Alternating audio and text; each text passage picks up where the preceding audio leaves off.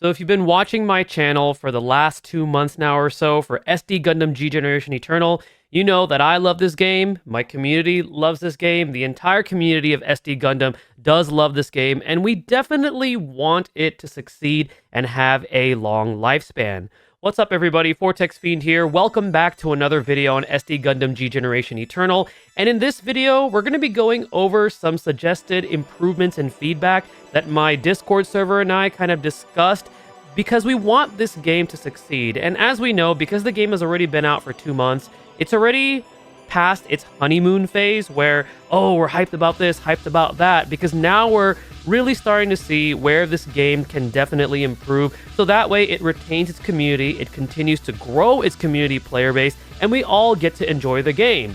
Now, first and foremost, the game itself, objectively, it's a pretty solid, good game, especially for a gacha game.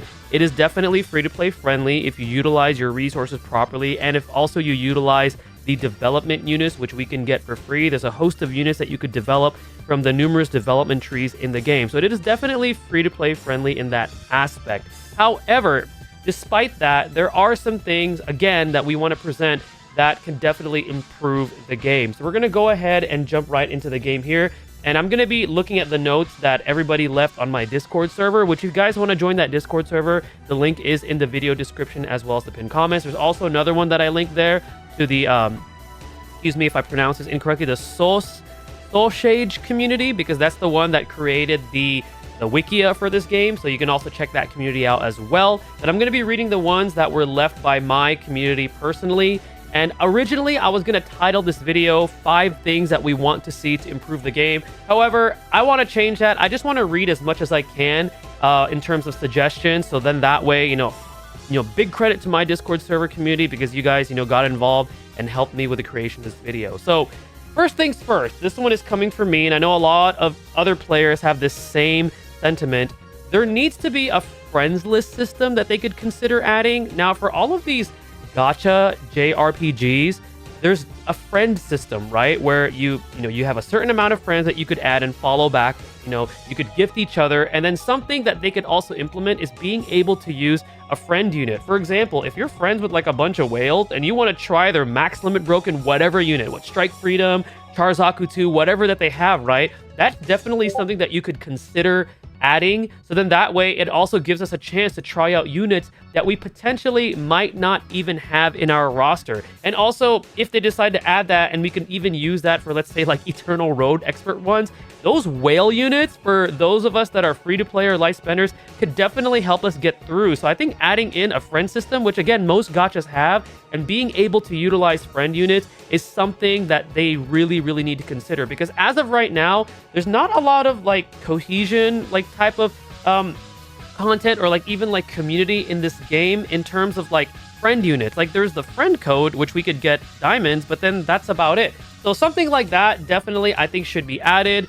A lot of you have mentioned the guild system, or, I hope they call it something different if they do decide to implement that. Maybe like a clan, or maybe I was suggesting like colony, because colony is related, to the Gundam lore. If they add something like that where we could build our own guilds and have members in there, be able to like tackle like guild events, earn rewards from there, take on guild bosses, I think that's definitely something that this game could benefit from, because again, it creates a more community aspect for the game. There's already a community for the game, it's just that there's not a lot of community involvement like actually in the game, except for the whole let's exchange these friend codes so we can get diamonds. So friends list, being able to use friends units, and also like a guild system, clan system, whatever you want to call it, that's definitely one suggestion that could be added to this game and help it improve. Now, in terms of the diamond economy, I know that the diamond economy has been a big topic. In the beginning, even I myself, I was like, nah, I think it's fine. You just got to be smart with your resources, right?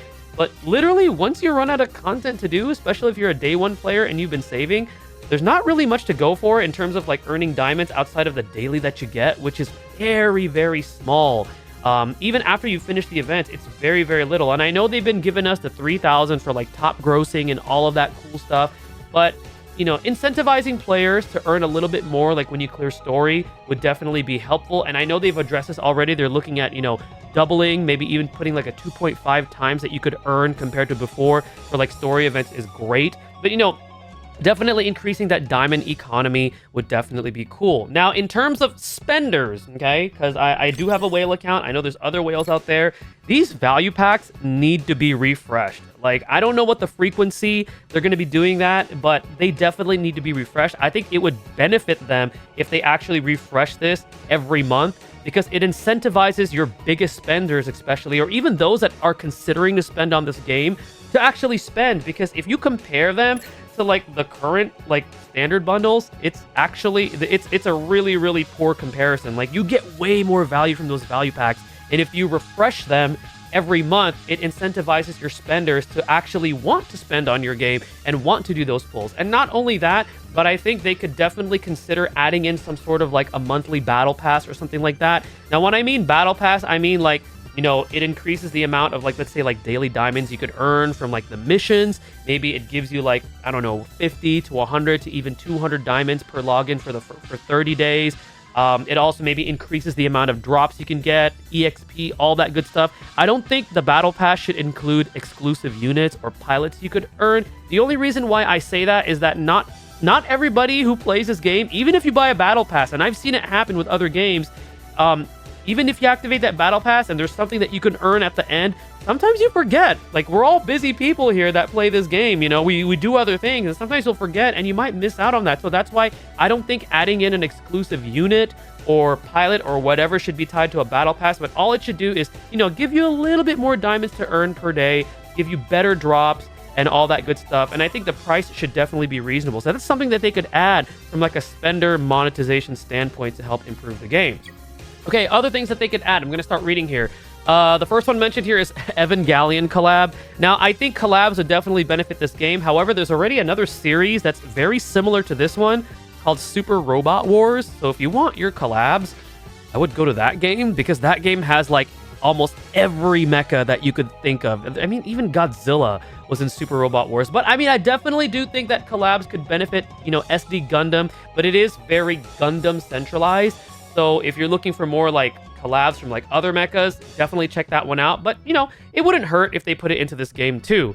So another great suggestion here from my Discord is, you know, putting in a variety of events, not just repurposed events. Right now, we get like one event every, 9 to 14 days.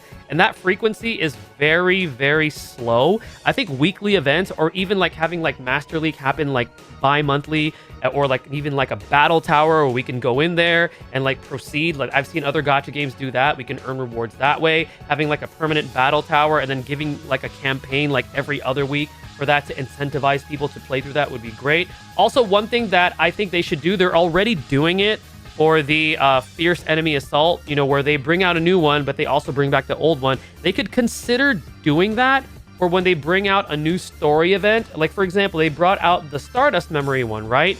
If they brought that one out, they could consider even bringing back the previous one, which is the Astray event, because it allows players who missed out on that event to be able to do that too. So again, we have even more content to be able to do outside of the story and some of the other things. That's something that they could definitely consider doing. Another one that I know is huge is the whole development thing. So when they first introduced the whole bulk development, we all thought that would mean, oh, I can like make a ton of these units all at once. But instead, what it was more of like a quality of life, be able to develop, you know, a certain line right away using your resources. But then there's even some awkward things about the bulk development. Like, for example, you need to have already owned the previous unit in order to use that. It doesn't actually eat up units you may already have. That's part of that development line, which I think is kind of awkward. So I think even the bulk development itself could be further retweaked and improved. So then that way it's a bit more efficient. And then adding in like a mass development would definitely help out. So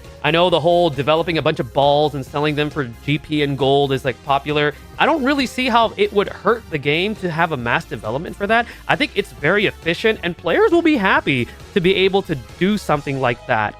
So that's definitely something they could definitely consider adding, is a mass development. All right, I'm going to go through a little bit more here in my Discord. So again, another suggestion is, you know, continually adding in more difficult content. So that way, you know, players have something to work towards. I know right now, the biggest thing that we have to work towards is the Eternal Road expert stages. These are the end game content, but you know, adding in a little bit more content, you know, geared towards that. So then that way you know, those of us that play, we actually have something to look forward to and something to be able to, have an end goal, and have something to work towards, have something to build our units towards, or things like that. Okay, this is a great suggestion. So the whole upgrade stages, I don't know why they gate this to 3 times. To me, it's silly. I know they did a campaign for 5 times. Why not just give us 5 times permanently? I mean, yes, you can definitely go into the hard story stages and get similar, drops there and also from events, but gating this at 3 to me at this point is very, very silly. I think increasing it to 5 is going to be awesome. So why not do that, right? And also in terms of like the hard stages, if we go into like one of the story events, right? Even the hard stages, so for example, right over here is gated to 3. Why not increase that to 5? Especially with how low the drop rates are for certain things, such as, for example, the technical journals for like specific units. The drop rate is pretty atrocious. Like I myself, to fully max limit break Epion, I went through about 1200 AP, which is pretty bad in my opinion for a drop rate just to get those technical journals. So increasing this to 5, or even giving us some sort of like an item to like boost a drop rate or increase drop rates for like 30 minutes or something. That's something, again, other gachas do. I think would definitely be a really, really cool thing that they should add to improve the quality of the game. Okay, let's go ahead and keep going here. Okay, here's a great one. So we're going to go ahead and go to unit assembly. At least 1 free daily pull. This is something that we've seen in other gacha games. This is something they should definitely consider doing. It doesn't have to be on the featured banner. It could even be on this banner, but 1 free daily single is not going to hurt the game. It's going to improve the game. It's going to make players happy because we at least get to pull something for free. It scratches that pull itch, right? And you never know what you might get. I myself have had great luck before in other games with daily free pulls. I think this game could benefit from that, so that's definitely something they should consider adding. Okay, let's see what else here. An improvement in the final show of stats in a unit. So some stat increases don't show before the sortie. So I guess what this entails is like, let's say you're about to go into a mission, right? And you have like your warship. You see what warship affects what other units. Being able to kind of see that, or being able to compare numbers, so then that way you see exactly what kind of boost you're getting. I think it'd be cool to see that. I don't see any reason why they wouldn't put something like that. Then if we develop a unit with the LB, if we develop a unit with limit break, we recover the unit, not the unit gear. Because the mention here is that I can't LB my Iron Voided Orphans units because it's a waste of materials if I only get specific unit gears back. I think that's a great suggestion, something that they could definitely add to help that. Let's see right over here. Gonna keep looking here just to make sure I don't miss anything. Don't introduce any more currencies. There are too many already. Maybe. Not sure about that. Right now, what other currencies? What we have? We have the diamonds. We have the regular gold currency. We have the AP system. I know that they're going to be introducing something for the map event, which is the PowerPoint system. I know they called it PP in the news. I don't know about that, but perhaps. Okay, this is a great one. So we currently have SP conversion materials for units. How about adding them also for like, the warship supporters and pilots? Because like right now, for example, the SR pilots objectively are kind of bad. I mean, there's not really one that stands out from the other. And if there is, you guys let me know in the comment section below. But when it comes to those pilots, like I know that I've built some, like I built SR Nana, Domon, just because they're favorites. But if you guys have SP conversion materials for pilots and warships, it'll incentivize us to use favorites even more. So then that way we're not always constantly having to push SSR or UR. And I know objectively the SSR and URs will always be better, but for the sake of like creativity and having more fun with favorites, why not give SP conversion to ships and to pilots as well? All right, so let's see what else is there. Guild bosses, again, in relation to like adding the guild system would be cool. A challenge tower, we mentioned that already. So this one is interesting. A rewind feature to undo a move. I think this would be helpful in Eternal Roads instead of having to redo the entire run.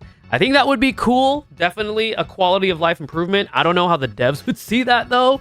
But I do understand, I do empathize. It is a bit of a hassle when you fail a run to have to go all the way back again if you mess up a move. I think that would be cool if they added some sort of a rewind feature. And then the last one that I want to mention is gem rare drop in auto. It can be an insignificant amount, such as 3 gems or even 2, kind of the same as a game called Epic 7. So yeah, Epic 7 does have that feature where like every now and then, it's very rare, but you'll get like a rare drop of the currency that they use to like pulls and stuff like that.